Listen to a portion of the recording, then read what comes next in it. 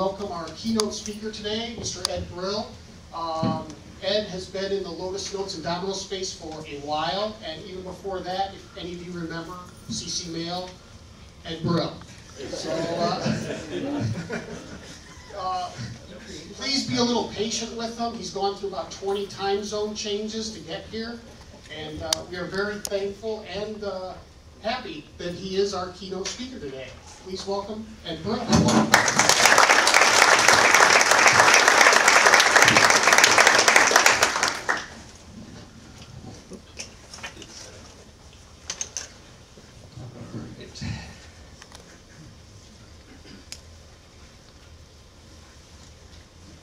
Good morning, or should I say good day?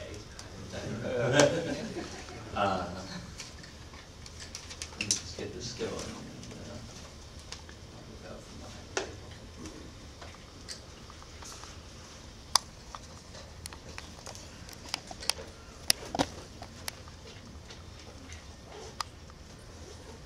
Okay, good.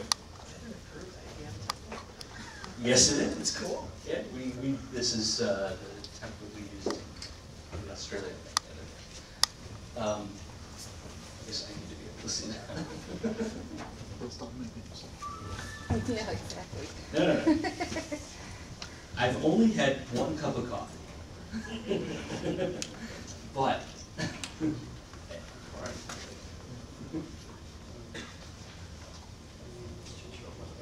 Oh, okay. Oh, well, then I didn't need to do that. That can make it work. All right, that's good. All right, I'm all set. So, thanks to all of you for being here. Thank you to the various user groups for putting the event together, to the numerous sponsors for funding the event, and I guess to Qantas and United for making sure that I could get here this morning after 9 days over in Australia the past week. So I was trying to figure out, I've been doing kind of the same Notes Domino strategy roadmap presentation the last few events that I've done over the last few months. I put my presentations up on SlideShare, I blog every day. I was trying to figure out, is there something that I could do here this morning that would be a little different enough that it was worth the price of admission for all of us, and talk about things from maybe a little bit of a different angle. So I pulled out some of the slides from my usual presentation and decided to change the emphasis a little bit. And the emphasis is that reach is everything. And by reach, I mean that it's important to understand that the position that we take as a vendor is not a position that we walk alone. Looking around the room and seeing, numerous different colored shirts for the various business partners in the room. I mean, the ecosystem that surrounds Lotus software in the market today is critical to the success that we have with all of you, or all of us together. I mean, some of us go back 15 or 20 years. I see some faces that I've known that long in the Notes space. And we wouldn't be able to do this if this was just IBM building a product and shipping it out to the market. So what I want to do is kind of talk about things that we've done this year that have extended the reach of Notes Domino and the Lotus products overall. I'll talk a little bit about strategy and what the analysts are saying too. I don't know, keynote like this is not really necessarily set up for formal Q&A, but I'll take questions at the end because I think it makes sense that as long as I'm here, it's not just for me to pitch all morning. And then of course I'll be here during the breaks and lunch and that sort of thing. So we started the year with the first of many things that we've done this year, recognizing that our messages would be amplified in the market if we did them in a different way that took into account the ecosystem around Notes and Domino. And normally, IBM would have done things this way. We finished building Notes and Domino 8.5 around December 18th or 19th of last year. We would have posted the code around the 19th or 20th, and there would have been a channel announcement on the next Tuesday, which would have been the 22nd or 23rd. And nobody would have noticed that 8.5 shipped. We would have all said, oh good, we're done for the year, we can go on Christmas break. But the product release wouldn't have been a big deal.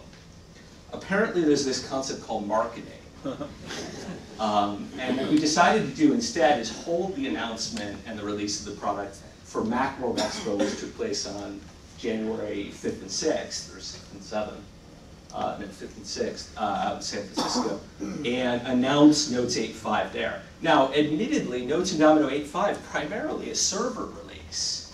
You know, we're talking about Deos and Configuration Tuner and all sorts of good stuff that's in the server that makes Notes and Domino much better. To some degree, we sold out the server in favor of the client to do this announcement because we wanted to announce the fact that we were shipping the Mac version of Notes 8 and do that announcement at Macworld. And Macworld's a kind of different environment for us to make an announcement in. We got lots of coverage as a result. The Financial Times, Forbes, a bunch of other publications that hadn't really written about Lotus, certainly not favorably, in some time, you know, were writing cool coverage about us, saying, wow, we really stood out there. We were on a show floor where anybody can pay $40 and go through the, you know, the Expo Center, the Moscone in San Francisco, and check out what's going on at Macworld. So a lot of the people there were there because they needed a new skin for their iPhone, or they were checking out the vendor next to us, which was Be Flirty, some kind of dating app for the iPhone. Not really where I thought IBM would end up in the product showcase. That's why this picture, well, it's kind of dark on here, but this picture of my colleague David Vi is taken very carefully in one angle, not in the other, with the big heart in the background and the balloons and everything. But the most common question that we got at the showcase was, why are you here? And that's a good question. That's an opportunity question, right? You want somebody to be asking that. And they'd walk over to our Notes demo on our Macs and go, that's not what Lotus Notes looks like in our shop. They'd get out their cell phone, they'd call the IT department back at home and say, what version of Notes are we running? So this was actually all good stuff. It was an opportunity to talk about Notes 8.5, show some end users in most cases what was new with Notes, and get some exposure that we weren't otherwise getting.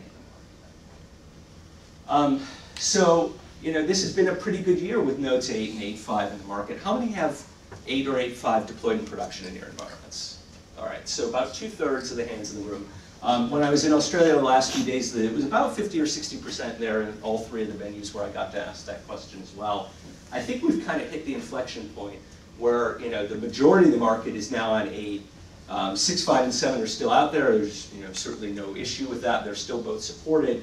But really, we've kind of, you know, cleared the hurdles that 2 years since shipping version 8, the majority of the market has moved there. How many are running 8.5 specifically? All right, good. All right, so we've gotten a lot of recognition about this. So, you know, one of the components of the ecosystem that as vendors we sometimes love and sometimes hate are the analysts, right? Analysts are very opinionated. That's what they're paid to do, is create controversy in the market and give you opinions and charge lots of money for those opinions. Well, Gartner for many years has been sort of hot and cold all at the same time about Notes and Domino. But at their Portal and Collaboration Conference in May, Gartner analyst Matt Kane used this slide to refer to the future of email as a collaborative console exemplified by Lotus Notes. I was glad to see them finally recognize this, because this has really been our message for Notes 8 since its inception. You know, our goal in creating Notes 8, what marketing called the desktop of the future, was really to extend the reach of all the collaborative capabilities and change the paradigm of what people do. We introduced the sidebar for peripheral vision, for the notion of bringing together disparate thoughts in the context of the way that the user needs to collaborate. So this is an example of a collaboration hub, we called it, for this particular customer. One of the key points is that everything is 1 or 2 clicks away from wherever the user is inside that Notes client.